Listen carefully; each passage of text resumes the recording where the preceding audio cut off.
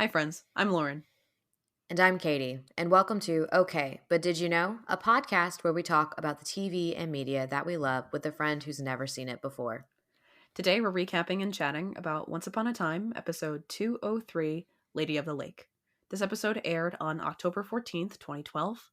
It was written by Andrew Chambliss and Ian Goldberg and was directed by Milan Shalov. I still don't know if I'm saying his name right, and I probably am not.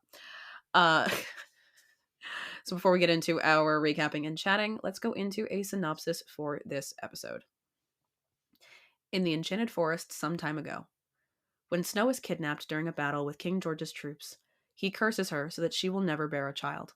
Sickened by the king's actions, his general, Lancelot, goes to help Snow get back to Charming in time to save him and his mother from the king's forces. But they're just a little too late. Ruth was hit in the fray, and they traveled to Lake Nostos for water that could cure the poison the arrow delivered. Sadly, since Charming's battle with the siren, the lake has dried up, and there is only one drop of water left. When it seems that it isn't enough, Ruth encourages Snow and Charming to be married before she passes, having what was left of the water put into the wedding chalice so that Snow's curse could be lifted and they can start a family of their own. In the Enchanted Forest today, after encountering Cora in the pit, Emma and Snow are brought before the Safe Haven's leader, Lancelot. Snow tells him that there may be a way to get them back to Storybrooke in the wardrobe they used to send Emma ahead of the curse. Emma is still distrustful of the others and the way of the Enchanted Forest, but ultimately she must learn to let her mother put her first and listen if they're going to survive. When they find the wardrobe, Lancelot appears out of nowhere, or so they thought, when he reveals himself to have been Cora all along. She wants to get to Storybrooke to get to Regina and Henry, and Emma can't let that happen. She burns the wardrobe to thwart Cora, but there may be something else up her sleeve. And in Storybrooke, Henry is determined to get his family back. When he confronts Jefferson to help them, he learns that Regina's vault is in Storybrooke. After giving Jefferson the pep talk he needed to finally go find his daughter again, David finds Henry in Regina's vault, promising that they can continue the fight to get Emma and Snow back together. So I will admit, again, this is where my memory of this season is a little wonky, weirdly enough. I forgot that this episode had a Storybrooke element. Really? I completely forgot. Like, I knew that this thing with Jefferson happened, but for the life of me, I guess I just couldn't. Maybe for some reason I thought it was in the next episode, even though it has nothing to do with the next episode. But the next episode does have a fairly dominant Storybrooke element. So I don't know. My brain was just forgetting that we spent any time in Storybrooke. Hey, I'm okay with it. We got a lot of time with Gramps and Sebastian Stan, so I'm happy. That's true. I can't get over the Gramps. I can't. Get used to it. Forever gonna be funny. My first note, I texted it to you. I just went, Snow looks hot. Like, what? I love her season 2 war outfit. We only see it a handful of times, but it is so good. That is an amazing outfit. And they finally got her hair right. I was like, you can't tell it's a wig. It actually looks good. They did. I told you the wigs get better. They got better. I was very happy. Because we watched a movie. I apparently do this with everything I watch now. Is I pay too close attention to the hair. Uh-huh. We watched Queen Pins the other night, or and I've never seen it before. Kristen Bell's wig in that entire movie is horrible. Ah, gotcha. And it bugged me the whole time. It's on Netflix. It's interesting. It's couponing. Nice. But so it just made, in that moment, I'm like yelling at the TV as one does when they're watching a movie with their spouse of the wig, and he's just looking at me like, it's just a wig, it's gonna be okay. But it could be a better wig. My problem with it was a blonde wig. Okay. Kristen Bell is blonde. Why did we have a blonde wig? I will say I've had that same question a lot of times, and I think my answer mostly comes from things I've seen in theater where it makes a little more sense they're using wigs all the time. Sometimes it is just faster. They have the wigs pre-styled and whatever they'll probably have 50 wigs or something like that just to pre-style that way they're not sitting the person in the chair for a lot of time. But also it's actually just easier on the person's head usually. Even if it is the same fair. If it is the same hair color, if they're doing a lot to it, they'd rather fuck up a wig than someone's head. Because I was valid. All right. I was watching behind the scenes for 6 and Anne Boleyn style with the space buns. It was it's that apparently they were originally using her hair in the for the US run. That's the video that I got it from, was the US run. For the like the trials that they were doing kind of outside of New Yeah. York City. And it was actually ruining her hair. Eventually they had to put hair pieces. They only use a little bit of her hair to make the space buns, to kind of like for the bottom, to kind of make it all look cohesive and to anchor them. But they had to make them hair pieces because they were actually like thinning her hair without realizing it. Ooh. So Boleyn's my favorite though. she's got a great song. She does. It's a really good song. I just wrote in all caps, meeting the mother. It happened so fast. If he was like, okay, go meet my mom. And I'm just like, that's a lot, man. You can't just be like, yeah, go meet mom. Yeah.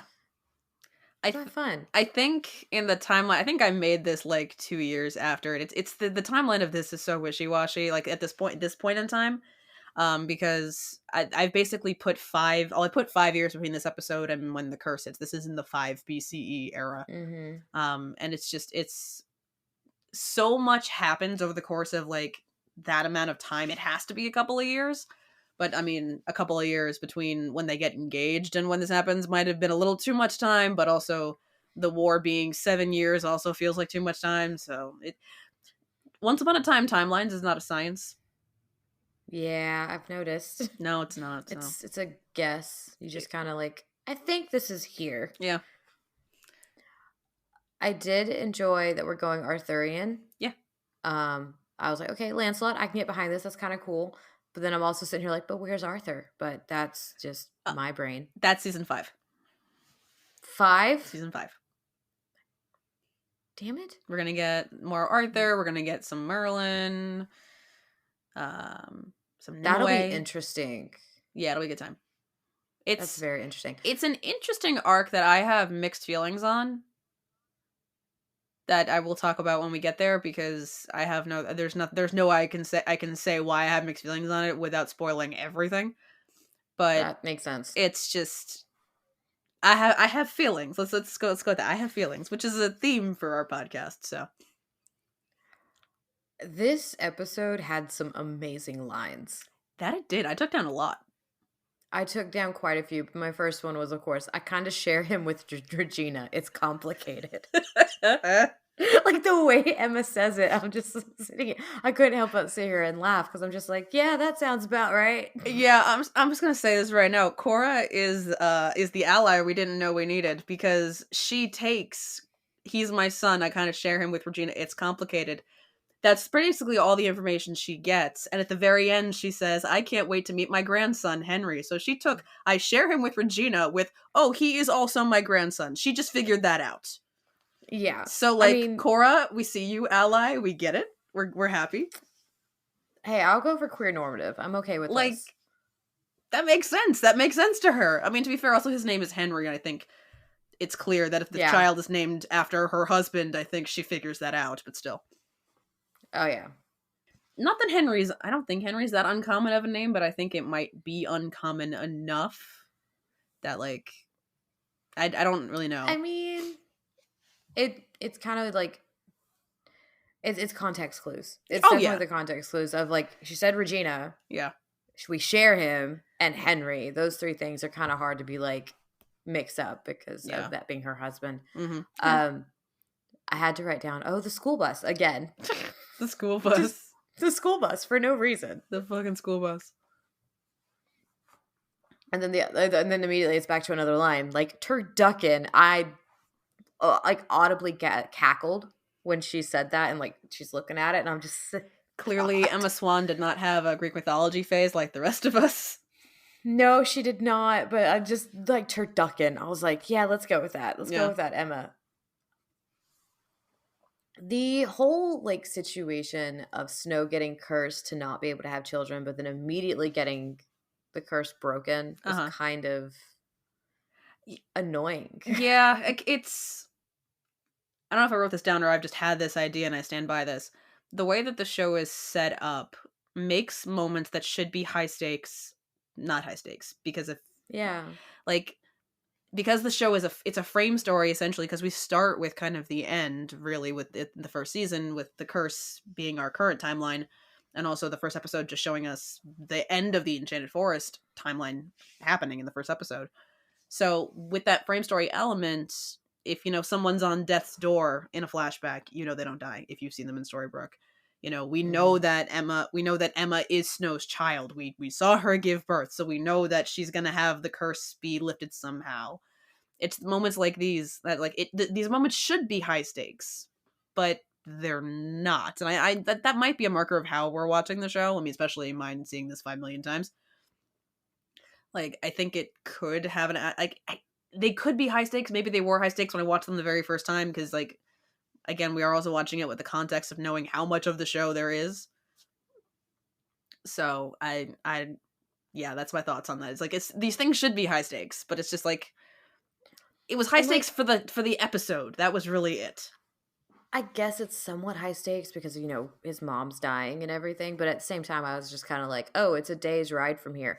She'll bleed out in that time. Yeah, I don't know why they took the arrow out. You're not supposed to do that. Yeah, they took the arrow out, and I'm like, okay, she's dead. Mm-hmm. And then, of course, they're running around trying to find water, and they find that little drop in a shell. And I'm like, look for more shells. It's a whole lake. I did a little bit of a dive. I didn't find an exact article to help me with this, but I did write it down on the property of dispersion or something like that. Where did I write this down? Yeah, if they found a little bit of lake water, in theory, just in theory, if they found a little bit of lake water and they put it into a full flask, but by the laws of particle dispersion, would the whole flask not now have Lake Nostos water? It would be a little diluted. Ooh. But is that not how science works? Well, because then they put it in the water in the cups, too. No, exactly. But, that's the thing is, that would disperse. It would disperse. So, then, you would have enough... I get that they need to... I get that, they had a story they wanted to tell, and the story didn't involve Ruth anymore. I get that. From a narrative... okay, we paid her for her time. On to the next thing. She's a Canadian hire. She's here for a couple episodes and she's done. I get it. I went on a rant about this the other day about, there's a story that needs to be told. I get it. But, by the laws of science, if you put it in a full flask, would the flask just not now become, because, Lake Nostos water, because the magical properties would disperse throughout the whole flask? Osmosis. Particle dispersion. So, that part was I was like, why don't we just put it into a flask that already had water in it? Why did the flask have to be empty? I don't get it.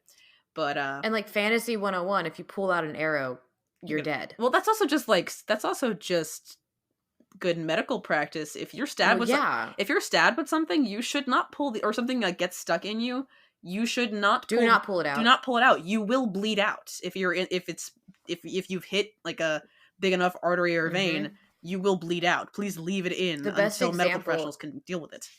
Yeah, and the best example of that is if you fill a plastic bag with water and shove a pencil through it, it doesn't leak. Yeah.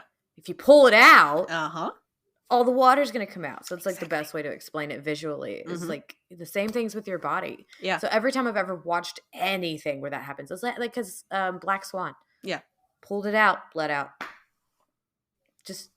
So this is your lesson. If you get stabbed by anything, don't pull it out. Just go to the hospital. Let them pull it out. Because I'm sure people come to, okay, but did you know for first aid? On that note, then, don't put a wallet in someone's mouth when they're having a seizure. There you go. You're not supposed to do that. Okay. Okay. I laughed way too hard when Snow yelled, "Run." Yeah. I don't know what was funny about it. Sometimes things just tickle you for some reason. Because she just screams "run" in such awkward way, and then I'm just like, "Yep, there's your TV CGI from that time." Yeah, that's CGI. It's the ogres don't ever really get better, sadly. But it's the fact of I know that when they're filming stuff like this, they're filming they're acting opposite most likely nothing or a tennis ball and a boom mic stick, just to get the eye lines right, and it's kind of hilarious. Sometimes these sound things just tickle you because for whatever reason from an episode of Has Been Hotel, there's one character that she just says "yay pain" very funnily, and I don't know why it makes me laugh every time. I can't wait to watch this. You absolutely need to. I do. For our special later, some of the examples I've actually now pulled from that fandom because as an example of these things are perennial, they're always happening. Back to favorite lines though, what kind of corset is this? So I've told you that my fitness goals are one very specific screenshot. And I put them in I put it in our script just so you can see it for reference. You should see it. It's Okay. under Lauren's fitness goal reference image. This is definitely going to be the image we use for social, but I just took a picture of my TV screen. I there's no other way I'm with you on that. there's no other way to describe it other than this exact screenshot.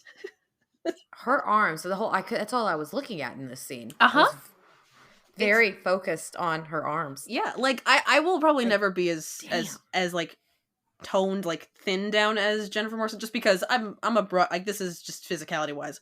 I'm a broader person. That's just yeah. I've got my family's shoulders and rib cage and hips. That's just facts. But like, You're built the way you're built. and I'm okay with that. But like the just the tonality of like not just the shoulder but also the bicep and then also the forearm. Yes. It's the forearm too. I'm just like, there's so much going on here. And there's one. Then you add in her jawline. She's just beautiful to look at. Like, this is okay. I'm happy I'm not the only one that was like kind of staring at this scene for a minute. No, it's like I'll admit most of my fitness goals are performance based. I would like to be able to do certain things, but if I had an aesthetic, it would be this. I'm here for it. You'll reach it one day. One day. Lots of hard takes hard work. I'm but starting. You can do it. I'm starting a new arms program this week. Yes, get them guns. Where's the on switch? I mean, they really hit home that Emma is not at home in this world. They really hit that home. But then made me cry because poor Snow is like imagining what it was that none of this had happened. I know that whole scene is specifically, but like just her having the thing of I'm not used to someone putting me first is just heartbreaking to watch, because she, like, you can hear like the sobs in her voice as she's talking. Like, that's all. I mean, I know it's all acting, but that's real emotion coming out there, and it's just so heartbreaking to watch. And then seeing Snow break down as a mom hit me a little too hard. I'm sure. Like, oh man, I was like, I get it. I did write yay perspective, Emma, because like she is getting more perspective now, seeing where she's actually from. Yeah. And it's kind of like, holy shit, like I missed out on all of this. Yeah. But now I see why you guys did what you did. I'm still not okay with the abandonment of a newborn baby, literally hours old, like minutes old. Yeah, minutes old. With another child who just was like, peace, I'm gonna go have fun. Yeah. That's still not okay. No. But I appreciate that Emma's kind of like, oh, wait, I see why you guys did this. Yeah. She gets it. And then my last note's just, oh, shit. I'm guessing that's when Cora showed up, I'm assuming? No. Oh, with Spencer. In Storybrooke. At the end. The end. Yeah, because you were saying... that's when I text you that, like, season 2 ends, like, the last scenes in season 2 are just so much better. Yeah, well, because like I was saying, this season and even the show going forward is they're stepping away from being so episodic because they're changing their storytelling style. And I mean, even after this season, they'll change it even more so with the half seasons. Because like I've noticed, like, weirdly enough, like season 2 always feels different to me, because like I always say we're effectively switching genres, and I think I said that before, which you kind of see what I mean. Especially with the modern day of them being in the Enchanted Forest. But even like recording the podcast feels different. I think it's because I'm noticing for whatever reason in season 2, I have less stories personally that I can just pull from my memory. Like, I have a lot of season 1 ones, a lot of what like references that I used was stuff that I knew just existed already. So I went out and got it and I was good to go. But then like season 2, I'm like having to look for more stuff. I don't know the season 2 Paley Fest event as well, and that one also isn't available in full, so I'm kind of drawing off of the clips that are just still available. And then most of my fandom story times don't really start till season 3, because most of mine are from like the RP fandom, and I didn't start that until like 2013, 2014. So like this season, I'm like switching up like even my style. Like it feels, I don't know if you felt this. I think this might just be a me thing. It feels a little different recording this season. I don't know. It does. Okay. Like, I feel like I've got so much more knowledge now too. Yeah. You're not having to like explain as much. You're not having to, and of course the entire of season 1 was the curse. Now it's more of like these characters, character development, like what's gonna happen now. Like it's a whole nother, it's just a whole nother thing. Let's go with thing. Thing's a good word. Thing's a good word. Yeah, it is different now. Yeah, because like now, like we're not dealing with like no you asking me does the curse real every other episode. Uh, it's Oh, the curse was real. I knew I that. mean I know it's there's nowhere for this. There's no way in hell they had 7 seasons if the curse wasn't real. Like Exactly. also you've seen the pictures that are on my wall. Like clearly stuff just keeps going. But it's like now we're just more like now we're in the aftermath. We're now with the curse being broken and everything changing. Now we're the plot's really moving forward. Like season 1 almost kind of Mm-hmm. felt like one big long exposition, even though it had its own plot. Yes. And now we're really into like the rising action that'll lead into various other stages of storytelling as it goes on. But it feels different, which is Mm-hmm. interesting to experience. Imagine how we'll feel in 5 more seasons. Well, because like when I think of Once Upon a Time, this is gonna sound weird. Once Upon a Time, to me, like not that I don't. Obviously, I said not that I don't know a lot about the first 2 seasons, but like when I think about my time in fandom, I think about my time in the RP fandom, which didn't really start until like season 3 and like mid Mm-hmm. season 3. So like when I think of the Once Upon a Time fandom, I think of that time. So like the first parts of it feel very different from like 3B on, which Mm-hmm. is just because it's like that's the times like when I was meeting the actors at conventions, which I started doing that around that's 2014, so I was around season 4. Like it's those are the feelings. It's just I can't explain it. It's just we also both have some very significant COVID brain fog, so if we're not making any sense, we Oh apologize. yeah. Um, not that everyone isn't hearing this till April at this point, but Exactly. I love that we're recording this in February, but you guys will not hear this for some time. But we are also people that seem to have ourselves prepared very far in oh, advance. extremely. Otherwise, we will go crazy. Oh yeah. Gotta have something to fall back on. So before I go into my notes, because I have a few nice things about Cora, because I fucking loved her in this episode. She's so much going on there. But I did want to talk a little bit about some of the legends and things that were brought up in this episode, as you mentioned, Mm-hmm. Arthurian legends, and we'll get more Arthurian stuff in season 5 when we are in Camelot.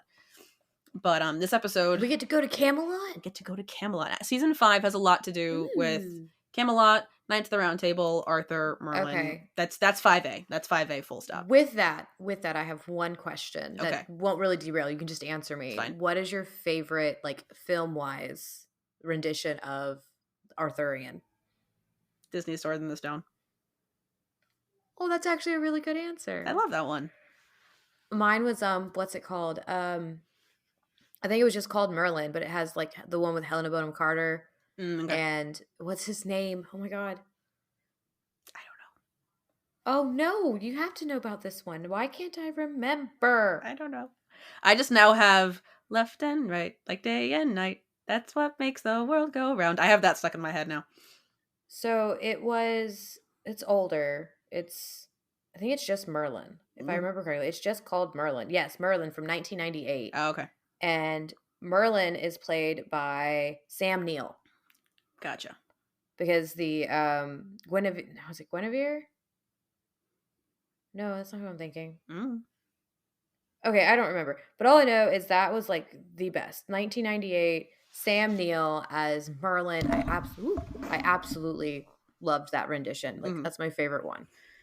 Although yours is really good too. So now I'm like I was like, did I give the wrong answer? I mean, when I said mine, because like some people like not they don't like it, but like that's for your Disney historian here. The Disney Sword in the Stone was created during what was basically considered the Disney Dark Ages, for animation. Because it's the style of animation they were doing it very. It's like why that kind of animation all looks kind of like very scratchy. It's because I don't remember the name of what it was called, but it was very cheap to do. It was very fast. It's like that time period of like the set like the late 60s into the 80s, of like that kind of like scratchy kind of looking animation, because it was cheap, it was quick, they didn't put a lot of stock into those movies, and it was between Walt's era and the Disney Renaissance. So it's it's what led into the Disney Renaissance with Little Mermaid, Alan Menken, Howard Ashman, that stuff. So that's why they call it the Disney Dark Ages. Gotcha. So people either haven't seen it or people tend to not like it, but I'm like, but the music is so catchy. Oh, yeah, it was great. I don't remember all of it because I probably saw it last in the 90s Mm-hmm. when I was a kid. Yeah, it's one of my favorites. I've kind of tried to get the kids to watch some of the classics, but they get bored. They're all about that Pixar. That's fair. And to be fair, the older Disney movies are kind of terrifying. Just a little, like, I think Take I it. was scarred by Dumbo, so. Dumbo, yeah, nothing really prepares a small child for watching pink elephants on parade. No. That's, it's an experience. It's also, like, pretty problematic. Oh, it's from its time. absolutely. So problematic. No, there's so much. I mean, you've got the Jim Crows as singing "When I See an Elephant Fly," which it's vastly inappropriate. So much of the music is inappropriate. That song is also ridiculously catchy. But it's also bad. But it's so also bad. not good. You want to talk about Cora? Yeah. Well, we'll talk about why I leaned into Arthurian legend. So, episode's called Lady of the Lake, which seems to not make a lot of sense, even though we do see the dried up lake. Well, because she's not there. She's not there. But to be fair, Lancelot does make an allusion to being raised by a lake or by water of some kind, because in earlier versions of the Lady of the Lake myth, she is a foster mother type figure for Lancelot. So the Lady of the Lake is his mother. There's versions where it's not necessarily Nimue. It's other, like, there's earlier versions where Nimue, that's the name I was trying to think of. Thank you. So there are earlier versions where she is a more motherly type figure, which works very well for this episode, which is very much about motherly love in all the ways that it manifests. Mm-hmm. And the German international title was actually A Mother's Feelings. Oh. Yeah.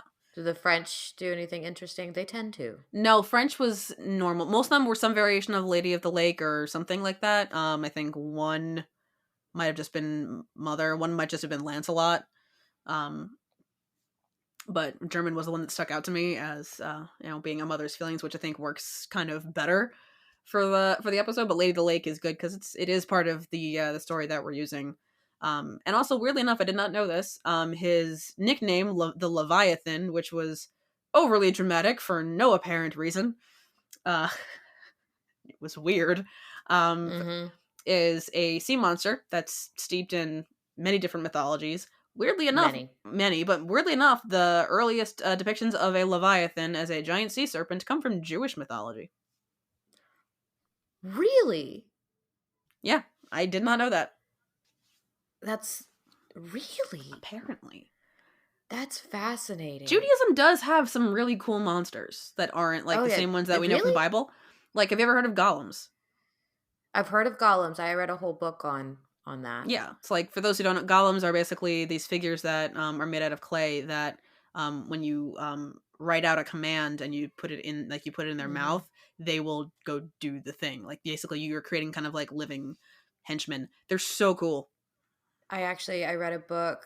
I'm trying to remember the title of it, but I read it last year, and it was a Jewish author, but they wrote a golem story in the 1940s, and the golem's task was very specific. If you can guess what the task was. Yeah. Very good book. Violent. Quite violent. I'm sure. That's where I started, that's where I actually first learned about golems, and of course I had to deep dive after that because I was like, wait a minute, what is this? This is fascinating. Very good book. Very good book. Good to know. If I ever find the title, I'll tell you. Sounds good. So I have a lot of thoughts on Cora in this episode. What are those thoughts? So actually, before I start, how are you feeling about Cora? This is something that has been asked of me, so I do want to. It's okay. Whatever your answer is, either way, there is no judgment. I'm just curious. So when it comes to me, I think you and I are both very similar in this fact that we like the villain. Like, we like villains. They're fun. They're more fun. Yeah. It's great, enjoying the hero, but sometimes you really need a really good villain. Yeah. And Cora is such a good villain, and I love her. Okay. And I am very excited to see what else she does. Okay. Because I'm just like, what is brewing in this woman's head? That makes me so happy because I fucking love. Oh, really? I fucking love Cora. Why? Did you think I wasn't going to? Well, based off of season 1, it was kind of hard to tell which sides you were aligning yourself with because your favorite character was Leroy. So I couldn't really, figure out either way how you were going to feel about any of our villains going forward. Because quite frankly, all of my favorite characters are the villains. So, because I've been asked, like they asked, I think my moderators asked me in my last live or whichever live, I don't know which one anymore, how you were feeling about Cora, and I was at the time I was like, I think she fascinates her, but I'm not sure she's got an opinion either way. But the fact that you love her and you want to see what's going on behind like that crazy mind just makes me so happy because there's a lot. Leroy's still my favorite though. I know. But I love Leroy. okay, so I can now relay the information that you like Cora, and like the thing we also say, like the group also says that usually like, well, Barbara Hershey's hot too. I'm like, yeah, there's also that. She's just a beautiful person. She's a beautiful human being. She just like as a person, she just seems delightful. Like as a like again, like you love to see like villains that like people that play villainous characters that are just very kind people. Like people who are listening to our podcast obviously cannot see my wall. I'm pointing to somebody. There she is. Rebecca Mader for her baby shower when she was pregnant with her first son. A bunch of the Once Upon a Time cast were there, one of whom being Barbara Hershey. Because I think they only worked together on one episode. But like they made that bond, and like so she invited her to her baby shower. Like it's you love to see like when like people walk away with friendships and stuff like that. It's just adorable. It's so sweet. It's so adorable. But like for the entirety of being in this show, Barbara Hershey is acting her ass off. Like she's we see every facet of her in this. We see her in the kind of quiet, like, you know, manipulation of, you know, being, you know, trying to, you know, pass off as being good. We see all the way through to the maniacal at the very end when she pins Snow up against the wall. Like we see every side of Cora in the, except for maybe like the side of her that we see with Regina, which is somehow somewhere in between. And it's somehow it's both maniacal and quietly menacing at the same time. But I did take a little bit of issue with this, with in the pit scene when she's talking to Cora, or when she's talking to Emma and Snow, and Snow's knee-jerk reaction is for as bad as you think Regina is, this woman is worse. And I do love her line of, you have nothing to fear from me, the apple fell very far from the tree. In the other direction, not in the direction she's trying to insinuate. Other direction. Like... But also seeing Regina, like, actually try to redeem herself and, like, trying to do better right now.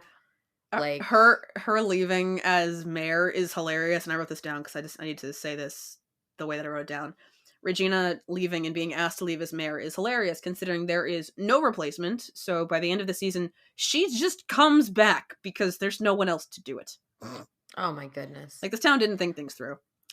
But, like, it still is growth seeing it as, like, because when Charming comes in and finds Henry, he's like, yeah. Regina told me, your mom told me you didn't, like, you weren't there, and she knew to send me. Yeah, she didn't think you'd go with her. That's growth. Yeah. No, exactly. Like, that is, like, because she could have just showed up and be like, what the fuck are you doing? No, she sent Charming, which is a good thing to do. We're going to see a lot of growth in Regina's character in the next couple of episodes. Not so much next week, but in episode 5 is going to be... Fair. Well, that'll be a little while. Yeah, we got some time.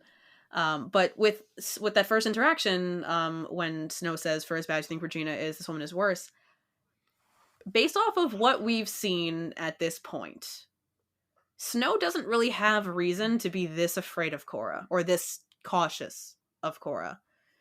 Because she knows, like, her experience with her is as a kid, where she didn't see a whole lot, because she's a child. And she knows that Cora killed Daniel. But that, like, and I say it's based off of, I'm saying this for the viewers because you have no context for this, based off of the events of the episode called Souls of the Departed, sure, I can see her including that. But that's from season 5. They definitely didn't write that here. They had no idea what was going on here. It's going to take us some time to get that reference. Yeah, so, like, the intensity of her being, like, that cautious of Cora immediately, it feels intense, given that we're really basing this off of Snow's knowledge of Cora, based solely off of really 118 and 121. So, like... I mean, we also get to take into consideration, though, like, if Regina's this bad, how bad is her mom? But she didn't, as a kid, she didn't think that she was that bad. Like, I know, like, things can change, like, your perspective on things can change as you get older, but it just, like, this just feels a little intense for what Snow would know of Cora. Other than just the fact that she killed Daniel. Yeah. So.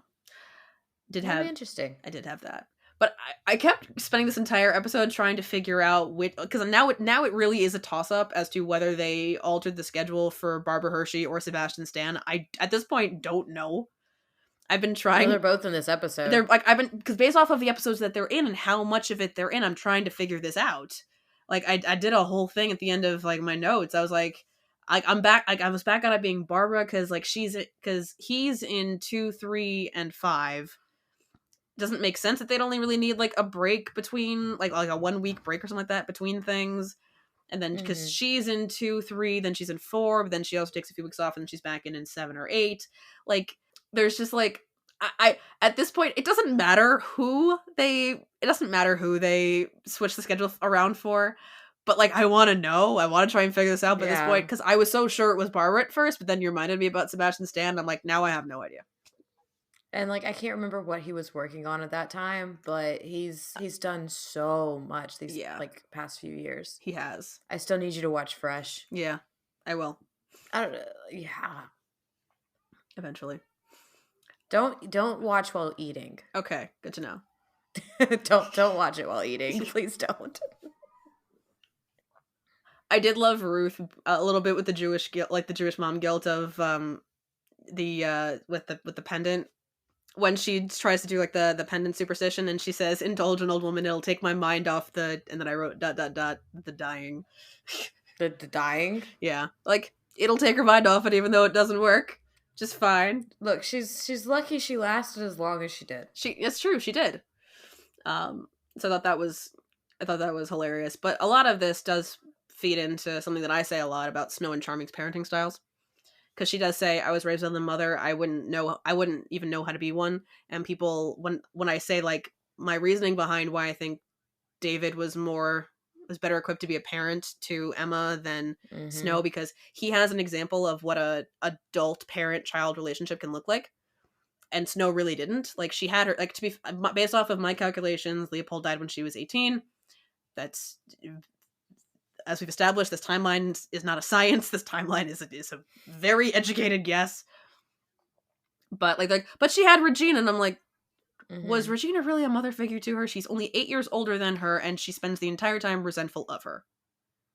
Yeah. So like, and then tried to kill her. Tried to kill her. Like, I don't know about you, but if my step parent tried to kill me, I'd probably no longer consider them a step parent. Just saying. Yeah. No, not anymore. But towards the end, I did write down again with the scene in the castle. Her line of, I killed him ages ago. Or I killed him a long time ago. I'm saying this now, you will likely forget by the time we get to season 5 when we get back to the Arthurian stuff. Yeah. Lancelot comes back. And the writers, in a current timeline, and the writers' reasoning for this is, can we really trust what Cora says? I'm like, so would she just keep him captive, or was he just not involved at all? Like where was he? Where was he if she didn't actually kill him? So like they kind of, this is one of the things of like they didn't bring someone back to life, they just unkilled someone basically. I'm just like, okay. Just remember this moment in a couple of years when I'm like, oh, Lancelot's back. I'm like, yeah. Just remember this. Yeah, that line of I have squirrel brain. Yeah. I'm not gonna remember. Yeah, he's like, he ain't dead. He ain't dead. But this is the side in that moment when Cora kind of gets a little maniacal with it. That's the side that Cora, in my opinion, Snow never saw. Like, Snow really didn't see. She saw a lot of the quiet manipulation side of Cora. Like I said, barring like the thing from from season 5 that like I don't think they are accounting for at this point, because they cannot think that far enough ahead. Her being this terrified of Cora just felt very off to me. But like, with the exception of like her rush toward the wardrobe, Cora is maintaining those very subtle like motions. Like, she's very subtle in the way that she uses her magic. She just kind of flicks her hand and the rug comes up around Emma's ankles, or she just kind of flicks this hand and Snow goes towards the wall, which I do love. It was an interview. It was the GalaxyCon panel actually where I met this one. It's pointing behind me, that one. It was a panel with Barbara Hershey. I'll list the actors for those that know them. The characters, I'm not saying, not that it'll matter, but still. It was Barbara Hershey, it was Victoria Smurfit, it was Marin Dungy, and Kristen Bauer. And that's one of my favorite panels because it's one of those panels where you've got a group of people that if you don't let the other person who's not part of that group talk, they will just sit there. Like if the other three, if the moderator didn't like ask Barbara specifically questions, she probably would have just sat there because the three of them talk a lot.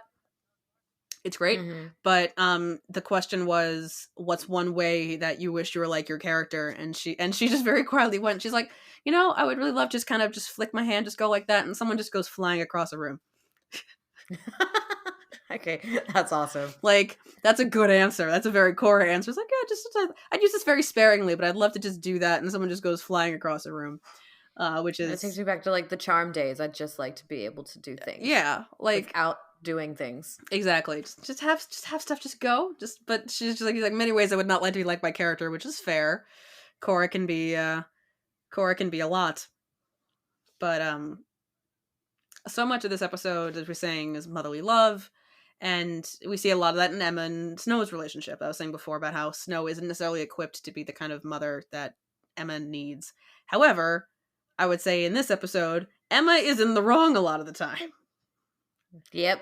Because she's not, like we said before, like by the end of the episode, she, welcomes that care that Snow wants to give her, but she needs to learn that she doesn't know how this world works. A gun is not always going to be the answer to all her problems. A gun would probably help with an ogre in the eyeball, though. Just saying. But she doesn't know that, and also Emma's aim is not very good. No, it is not. Apparently, she's great with a sword, though. Apparently, she's good with that. I do love the bloopers whenever we see Snow or anyone with a bow and arrow. Obviously, they don't have them shoot an actual bow. That is definitely a liability, especially when you put it in Ginny's hands. But like the blooper is like they pull it back and she just lets it go. She lets the string go, but like she's still holding on to something. Like there's the bow doesn't actually do anything. So I think about that. Like they CGI the bow, so because it's everything just stays in place. Yep. But Emma definitely needs to let Snow or let anyone really take the lead here. Like she can help however she can help, and she will be very useful. But it's just very much need to let other people do the thing for now. So with that, I will transition us into stats. Then I have a more fun fact by the very end. So what did you rate this episode? So I gave plot a 7. Like I feel like it's a pretty good plot. The lake and the not bleeding out. I literally was just kind of sitting here through half that episode of like, she should be dead by now. Like, what are you talking about? It bugged me a lot. Yeah, that's like, fair. She should have been dead an hour ago. Come on, y'all. Yeah. Character 8. Okay. I don't know. It was good. I love the dynamic between Aurora and Mulan, but like Aurora is definitely a princess. She very much is. Very much is. It's important to not confuse vengeance with justice. Love that line. Yes. Personal, I also gave it 8. So this is a 23 for me. Okay. That's fair. Just when you pull sharp objects out of your body, you die. So yes, that's where I'm at. That's fair. Yeah, when you pull out the stabby stab, then you bleed. Yes. And you only have a finite amount of blood in your body. Yeah. And once enough of that is gone, you dead. Yeah, you did. So, and she died anyways. Okay, go ahead. She does die. Yours. She does die anyway. Dies anyway.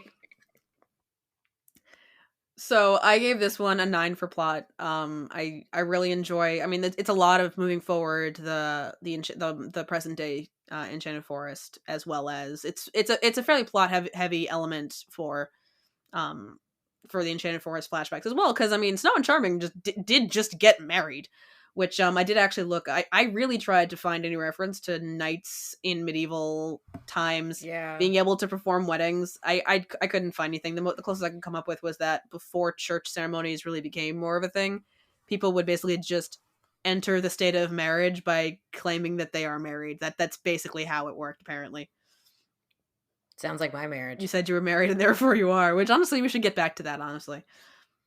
But that's Yeah. the closest I could really come up with. So even though I was looking for that, but so they are married. Like this is part of the war to take back the kingdoms.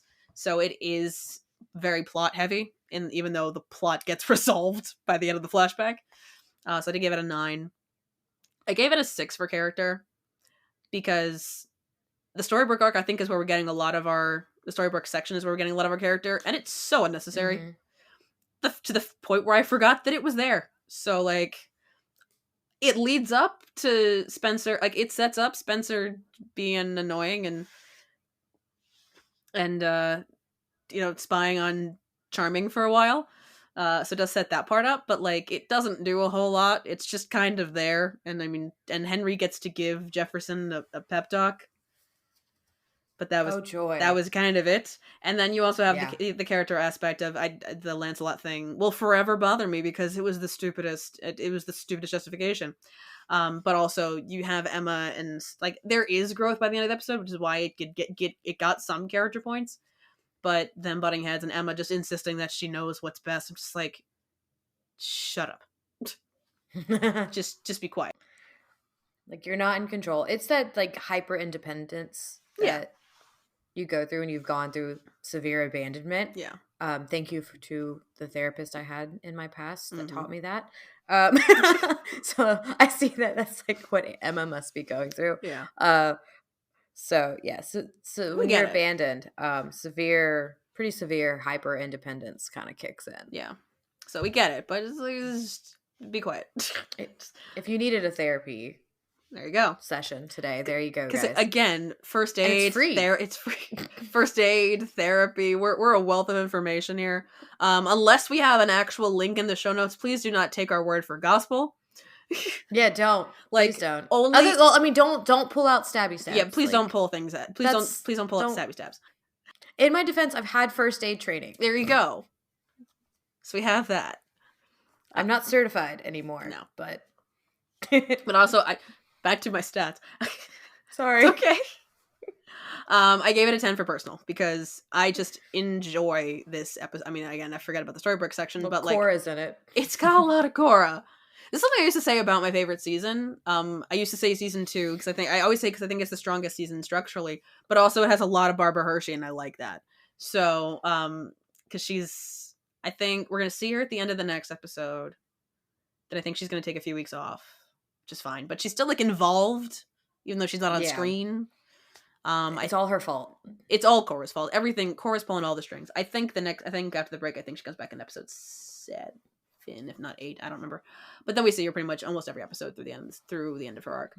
But so that gives it a 25, which is a solid score for me. That is not bad. No, not at all. I did want to bring because this was something that came up in the commentary of the first episode of the season, but I there was nowhere to fit it in. But it's very prevalent in this episode is Snow is wearing a key necklace the entire time. I noticed that. Part of the costume that she, remembered that she removed the jacket and the heavy elements because she's going to be in this costume all the way through episode 9, basically. Not basically, she will be. But the necklace, apparently, they put that there because it's meant to emulate the key that Charming uses in the pilot to lock Emma in the wardrobe. So they have her wearing that element as a callback, which I think is I love these small details that like there's because I was talking about like media, nothing is by accident, everything is on purpose. So like down to the necklaces that people are wearing and then like the clothing that they're wearing, like there's always a purpose to it, and this is the stuff that I love digging into, and it's why we have this podcast is I love digging into these little details. The details are fun. They are. They're so much fun. That they are. And I get to learn all this stuff as I go instead of being like looking back, which is honestly a lot of fun. I'm sure you understand that as well. Like watching Bob's, I'm giving you all this information. You're like, okay, this is cool. Yeah. It's just it's a new way to experience media, and I understand that people may be listening to just the episodes that are about the shows that they know, like I get that, but I do hope that like if people like I would say if you're listening to this, obviously you're listening to the Once Upon a Time episodes. If you're only listening to the Once Upon a Time episodes, if you have any inclination at all, watch Bob's along with us. Like go start with our even numbered episodes. And, you know, Because it's 2 Bob's episodes per Yeah. podcast episode. So Yeah. it's not like you get, there is not a whole because it's only a 20-minute episode. Yeah, we're not dragging 20-minute episodes out into hour-long conversations. No. Like, we do 2 We episodes. are in the next one, Well, but it's a finale. That's different. But we do, like, I think you'll get the same fun facts that I'm getting for the first time. You'll get, if you weren't paying attention to any of the puns or any of the burgers, I really needed to pause things in this most recent episode, so do listen. Me too. So do listen to the next one. But like I recommend it because it's I think this is a fun way to experience media from both sides, because you're getting a lot more information out of the show than you probably would have just watching it, and I have a very structured and productive way of info dumping at you. Okay, imagine if we did actually do this with a movie from time to time. Those episodes would be so long. Which, to be fair, people have said that they'd listen to.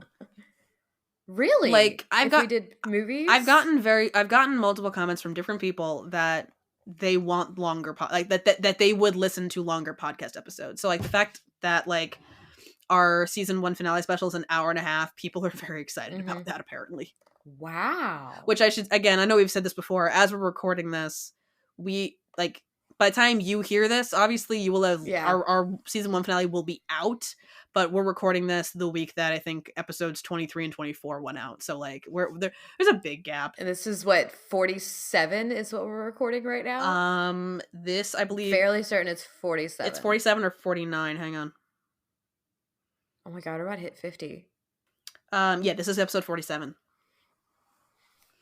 So yeah, we're very prepared. And we are starting to do specials. Yes, we are doing specials. We are at the point when this comes out, the special will have been out. But we're recording this the same week as we're recording our media literacy special. So we are we're branching out. It's been we're branching out. Yeah, it's been a good time. So much fun. I love this thing. I love I do too. I like it. I'm biased. I like our podcast. I do too. Thank you all for listening. Join us next time when we discuss Bob's Burgers Season 3, Episode 23, The Unnatural.